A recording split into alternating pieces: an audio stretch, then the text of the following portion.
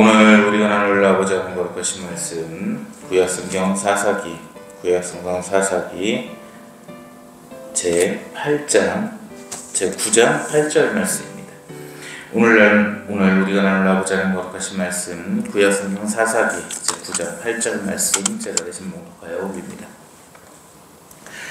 하루는 나무들이 나가서 기름을 부어 자신들 위에 왕으로 삼으려 하여 갈람나무에게 이르되 너는 우리 위에 왕이 되라 하매. 아멘. 아버지 감사합니다. 아버지의 은혜와 사랑 가운데 이 거룩한 주일 아버지의 말씀을 나누나이다. 이 한 주 아버지의 은혜로 살아가게 하옵시고 아버지의 사랑 안에 살아가게 하여 주시옵소서. 지난 한 주 저희의 죄를 회개하며 아버지 앞에 엎드리오니 오직 아버지의 은혜와 강복 가운데 채우시어 주시옵고 오늘 나눠지는 이 말씀 가운데 아버지 하나님의 크신 은혜가 임하게 하여 주시옵소서. 우리 구주 예수 그리스도님의 이름으로 기도 올려옵나이다. 아멘. 날씨가 엄청 더워졌어요. 더워지는 게 풀리는 게 아니고 더 더워졌는데 건강들 유념하시기 바랍니다. 땀이 계속 흐르는 날씨가 좀 되고 있어요. 예전에는 한 30도만 돼도 열대야, 초고온 이런 기사들이 뜨고 했었던 것 같아요. 근데 지금은 40도가 이제 넘어가는 날씨가 돼버리니까 예전에 한 28도만 돼도 열대야라고 그랬거든요. 근데 에어컨이 한 28도를 가리키는 실정이 되다 보니까 이게 사람이 아예 생활의 여건이 안 될 만한 날씨가 좀 됐습니다. 그래서 건강들 좀 유념하시고 날도 시끄럽고요. 나라도 시끄럽고 그러는 와중인데 건강 유념 많이 하시기 바랍니다. 오늘 우리가 나눌 사사기의 말씀은요.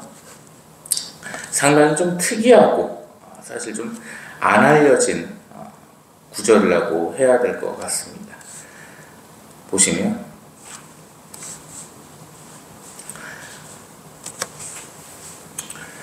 이 사사기에서 오늘 이 본문 말씀을 보시면 나무들이 서로 얘기를 합니다. 나무들이 얘기를 한다는 게 어떤 말씀이냐면 나무들이 모여있는 숲이 있었는데 나무들끼리 회의가 있습니다. 우리 중에 좀 대장나무가 있어야 되지 않겠냐 그러면서 나무들이 말을 하거든요. 그러다가 이제 제일 첫 번째 주자가 갈람나무, 올리브나무였어요. 올리브나무한테 나무들이 얘기를 해요. 갈람아, 네가 좀 왕이 되면 어떻겠냐, 이렇게 다스려달라 라고 권유를 하거든요. 그때 올리브나무가 뭐라고 얘기를 하냐면 나는 아버지 하나님과 사람을 영화롭게 하는 올리브라는 열매를 추출해서 기름을 내는 나무인데 내가 이것을 버리고 어떻게 왕이 되겠냐. 나는 내 올리브 이 기름으로다가 아버지 하나님께 영광 올리고 사람을 즐겁게 해주고 하는 거에 만족을 하면서 살겠다라고 얘기를 해요. 보시면 9절 말씀입니다. 본문 9절 말씀 보실게요. 갈람나무가 그들에게 이르되 내게 있는 나의 기름은 하나님과 사람을 영화롭게 하나니 내가 어찌 그것을 버리고 가서 나무들 위에 우쭐대려 한지라. 아멘. 자, 그랬더니 이제 그래 알았어. 너는 그러면 안 하겠다는 거지. 무화과나무한테 얘기를 합니다. 자, 두 번째 후보예요. 무화과나무한테 이제 네가 그러면 우리들 중에 왕이 되라. 이러니까 무화과나무가 얘기를 합니다. 11절 보실게요. 나의 단 것과 나의 아름다운 열매를 내가 어찌 버리고 가서 나무들 위에 우쭐대려 한지라. 아멘. 내 열매가 얼마나 아름다운지 아냐? 아버지 하나님께서 보시기에도 아름답고 사람이 보기에도 이 열매가 얼마나 이쁜데 내가 어떻게 이거를 버리고 가서 왕이 되냐? 나는 이것으로다가 만족을 하면서 살겠다라고 거절을 해요. 자, 그래 이제 세 번째 주자가 나옵니다. 포도나무예요. 포도나무한테 나무들이 얘기를 합니다. 네가 그럼 왕이 되라. 그랬더니 포도나무가 하는 얘기가 13절 보실까요? 나는 하나님과 사람을 기쁘게 하는데 포도주를 내가 어찌 버리고 가서 나무들 위에 우쭐대겠느냐 라고 얘기를 합니다. 자, 성경 말씀에서 포도라고 하면 상당히 여러 가지 뜻을 내포를 하고 있는데 먼저는 거룩함의 상징입니다. 그리고 이 포도주는요, 이 당시에 사람들에게 필수적인 식료품이었었어요. 왜 필수적인 음료였냐면 소화가 잘 안 되고 막 이러다 보니까 고기를 안 먹었어야 되는데 육식을 해버리는 바람에 이 포도주가 있어야지 필수적인 식이장애를 고칠 수가 있었단 말입니다. 이 포도라고 하는 것은 엄청 값진 의미를 갖고 있어요. 이 포도나무가 얘기를 하는 거예요. 내 이 포도즙으로다가 사람을 얼마나 이롭게 하고 아버지 하나님께 영광을 돌리는데 어떻게 내가 이거를 버리고서 왕이 되냐, 그렇게는 못한다 하면서 거절을 해버렸어요. 자, 그랬더니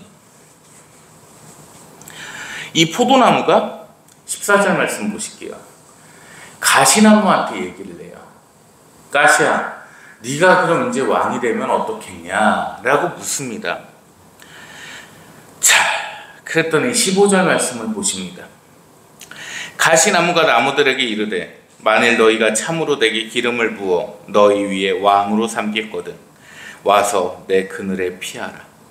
그리하지 아니하면 불이 가시나무에서 나와서 레바논의 백향목을 사를 것이니라 하였느니라. 아멘. 이 얘기가 뭔 얘기냐면 문어체라서 어려운데 구어체로 볼게요. 자, 가시나무가 얘기를 하는 겁니다. 아, 드디어 내 차례냐? 그러면서 야, 다 내 그늘로 와서 보호를 받아라. 안 그러면 다들 니들을 불살라 버릴 거야.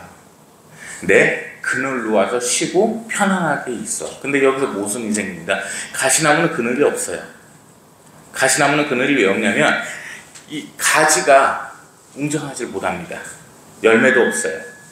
그래서 어떤 그늘로서 이렇게 보호를 해주고 이러한 존재가 아예 못됩니다. 그리고 얘기를 하죠. 뭐 백향목이 다 뭐 불살라지고 어쩌고 저쩌고 얘기를 하는데 가시나무의 특성을 말씀드릴게요.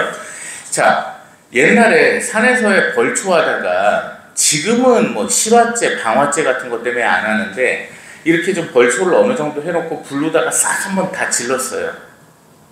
화전민들이 일구는 것처럼 그렇게 해야지 그 풀들이 다 이제 타버리니까 안 나요. 한동안 풀이 안 나가지고 뭐 그러다가 막 예전에 선산에서 하다가 불 붙어갖고 바지로 끄고 뭐 난리 한번 쳤었는데 예전에 그랬단 말이에요. 자, 근데 여기서 이렇게 막 불이 잘 붙고 이런 이유가 뭐냐면 이 가시나무 때문에 그래요. 이 가시나무가요, 불이 정말 잘 붙어요. 기본적으로 수분 저장량이 엄청 약해요. 이런 포도나무나 잣나무나 올리브나무나 이렇게 보시면 불을 붙이면 안 붙어요. 왜 안 붙냐면 이 수분이 있기 때문에 타지를 않아요. 근데 가시나무는 수분 저장량이 엄청 적어요. 왜? 열매가 날 필요가 없으니까 수분 저장량이 적겠죠. 그래서 거의 마른 상태로 있단 말이에요. 불나면 다 태워버립니다, 주변. 그러니까 얘가 얘기하는 게 뭐예요? 다 거짓말인 거죠. 지는 그늘도 없어요. 그리고 불이 붙으면 지 때문에 다 타버려요. 이해가 좀 빠르신 분은 이해가 되셨을 거예요. 내가 왕이 되면은 너희 그늘 안에 다 있게 해주고 너희가 안 타게 해줄게. 근데 그렇게 얘기하는 놈이 그늘도 하나 없을 뿐더러 남을 다 해롭게 한단 말입니다. 정치의 풍자가 성경에 나온 거예요. 실질적으로 도움이 되고 아버지께 영광을 올리고 사람들을 영화롭게 하는 올리브나무는 거절을 해버려요. 겸손합니다. 나는 이게 너무 좋은데. 포도나무도 거절을 해버립니다. 열매가 얼마나 달콤하고 시원하고 맛있어요. 무화과나무도 거절을 해버렸어요. 정말 이롭고 아버지께 영광을 돌릴 수 있는 나무들은 다 거절을 해버리는데 가장 악한 놈이 왕이 되겠다고 얘기를 합니다.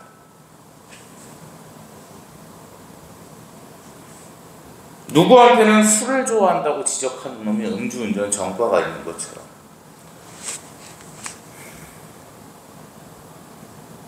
누군가에겐 뇌물을 받았다고 지적을 하는 놈이 부인까지 국민 세금으로 법카를 써서 전과가 생기는 놈처럼 그런 생각이 들지 않으십니까? 이재명이에요. 뭐 돌려서 얘기할 거 없습니다. 윤석열 대통령한테 그렇게 뭐 음주를 한다고 뭐 술에 취해서 뭐 술성녀를 하는 그런 음주정권 지가 있어요. 비단 이재명뿐만이겠습니까? 나라의 상황이 그래 버리는 거예요. 정작 이로운 사람들은 다 거절해요. 제가 외삼촌 얘기를 몇 번 드렸었죠. 일제시대 때 서울대법대를 나오셔가지고 경찰서장 생활을 하시다가 정치권에 들어오라는 손을 뿌리치시고 지게를 지셨단 말이에요. 진짜 청렴하고 결백한 사람들은 정치에 나가려고 하지 않습니다. 희한합니다. 그냥 자신의 삶에 만족을 해요. 근데 이렇게 가시나무 같은 것들이 나가려고 한단 말이에요. 이런 아이러니한 상황. 이 당시의 시대적 배경이 이렇습니다. 사사기 시대예요. 기드온 사사가 있었습니다. 아들 아비멜렉이 그 사사의 뒤를 이으려다 실패를 해요. 이 나무들을 풍조한 얘기가 아비멜렉을 두고서 한 얘기란 말이에요. 이 아비멜렉은 하나님의 지지를 얻지 못했어요. 세겜의 지지를 얻었습니다. 무슨 얘기냐면 아버지 하나님께서 인정하신 자가 아니었어요. 세겜 백성들의 지지를 받은 자였지요. 근데 이 자는 왕이 될 만한 소양을 갖추지 못했고 덕을 갖추지 못했습니다. 오히려 사람들을 공궁에 몰아넣는 인물이었습니다. 이 아비멜렉 자는 어떤 짓을 했었냐? 자기 형제 70명을 죽여버렸습니다. 왕이 되기 위해서. 가시나무보다 더한 존재죠. 자, 그런데요. 그는 무능하고 해로운 지도자였죠. 그의 최후가 과연 어땠을까요? 좋았을까요? 자기 형제 70을 죽이고 이스라엘 백성들을 공공으로 몰아버립니다. 최악의 상황을 만들어버렸고 하나님을 의지하지 않고 자기를 지지해준 세겜 백성들만을 의지했습니다. 그가 어떻게 죽었는지 아시나요?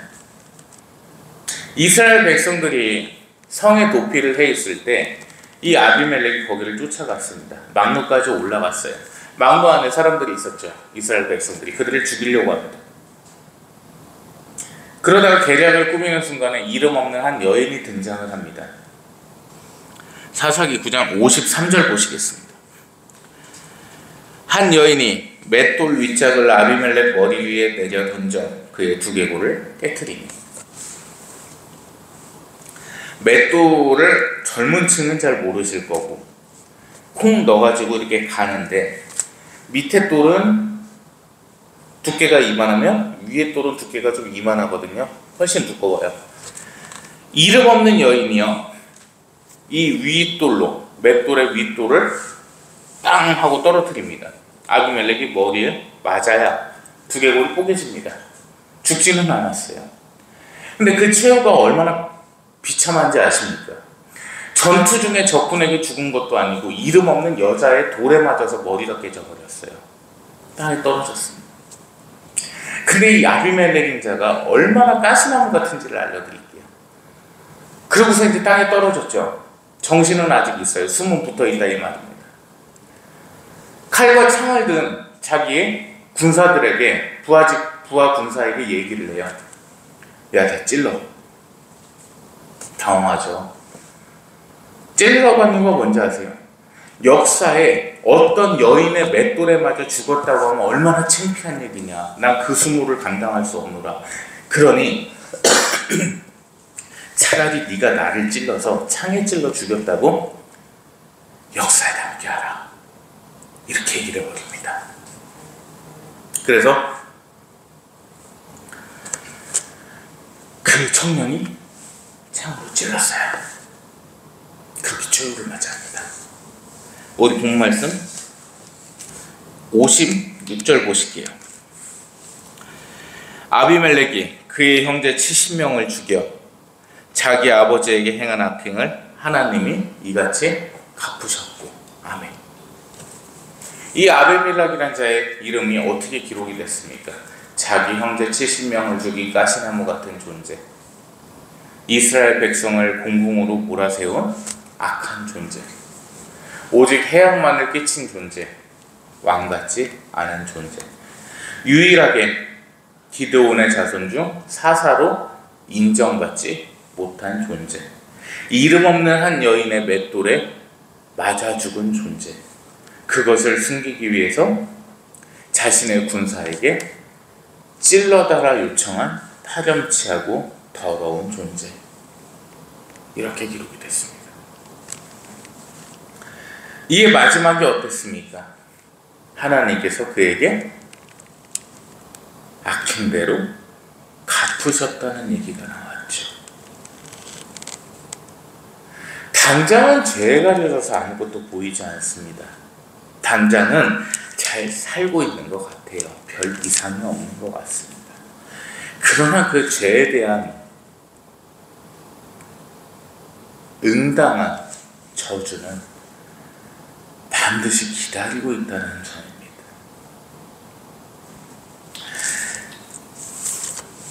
나단 선지자님이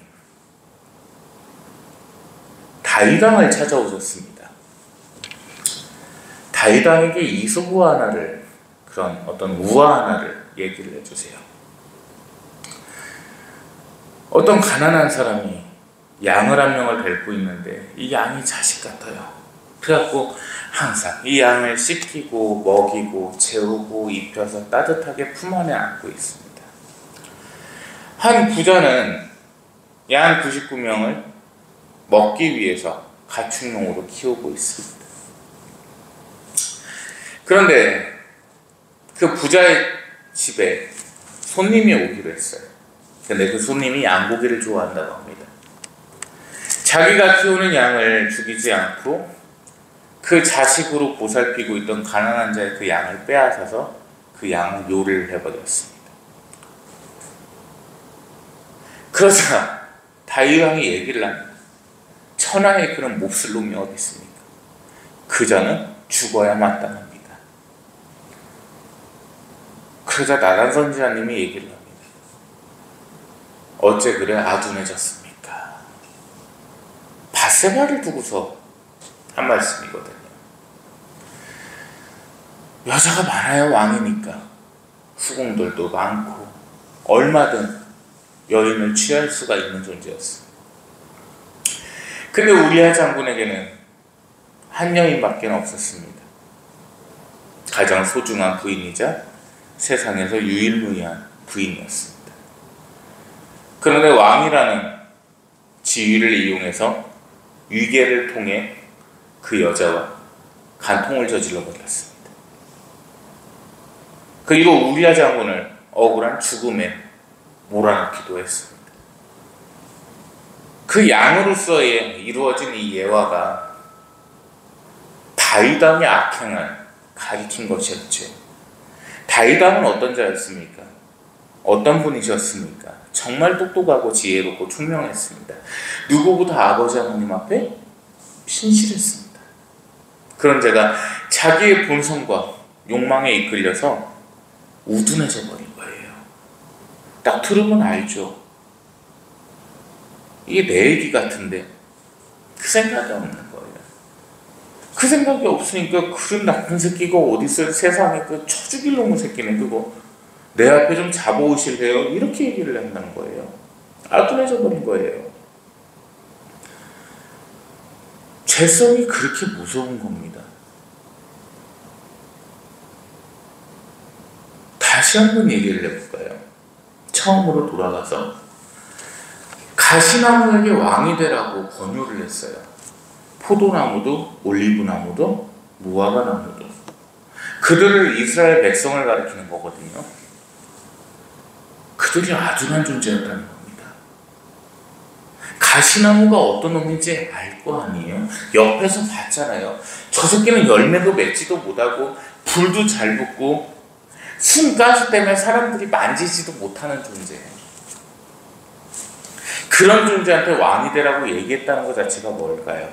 단순한 게 아니라는 거예요. 그 가시나무에게 왕이 되라고 권유를 했던 게 누굽니까? 포도나무였습니다. 포도나무는 어떤 존재예요? 가장 신성하고 거룩한 열매를 내는 존재예요. 그러한 존재가 가시나무한테 왕이 되라고 했습니다.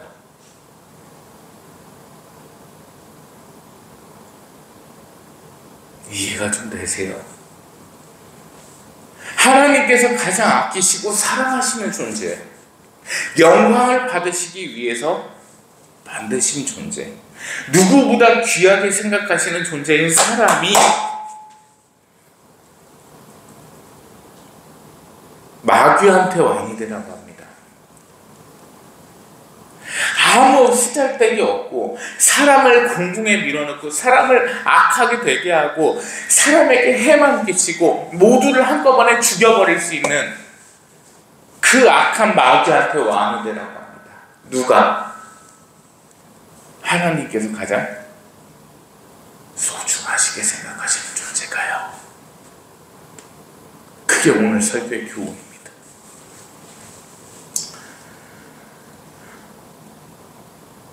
가장 귀하고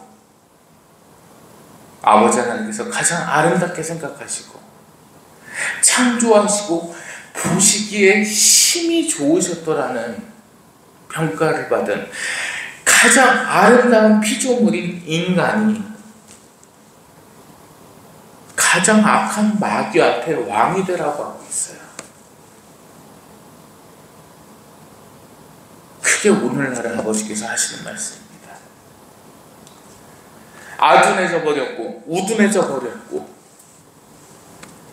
지식이라는 건 찾아볼 수가 없으며 지혜는 어디 갔는지 모르겠는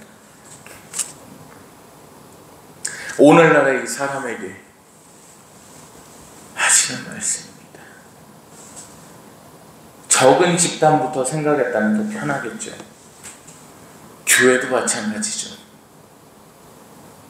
아둔하고 멍청해서 가시나무한테 교회의 대표자가 되라고 얘기하는 거나 아둔하고 멍청해서 가장 악한 마귀한테 왕이 되라고 부추기는 거나 똑같은 거죠 뭐. 우리는 그런 시대에 살고 있습니다. 역사는 반복되고 시대는 반복된다고 늘 말씀드리는 이유가 그 때문입니다. 하나님께서 가장 귀하게 창조하셨고 가장 아름답게 생각하신 이 포도나무가 가시나무에게 왕이 되라고 하고 있는 사실, 그게 지금 우리들이 살아가는 아둔하고 멍청한 시대의 상이라는 것을 기억하시기 바랍니다. 기도하겠습니다. 하나님 감사합니다. 하나님의 영광 가운데 은혜 가운데 이 한 주 살아가나이다.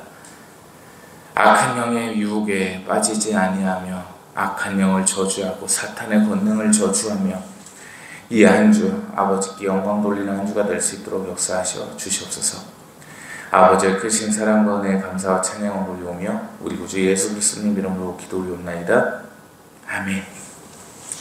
이제는 우리 구주 예수 그리스도님의 무한하신 은혜와 아버지 하나님의 크시고도 크신 드넓으신 사랑하심과 성령 하나님의 교통 내주 역사하심이 이 시간 하나님 앞에 엎드려 하나님만을 붙잡고 오직 아버지 하나님의 은혜만을 기다리는 하나님의 거룩한 백성들 머리 위에 이제부터 영원 몽토록 항상 함께 계실지어다.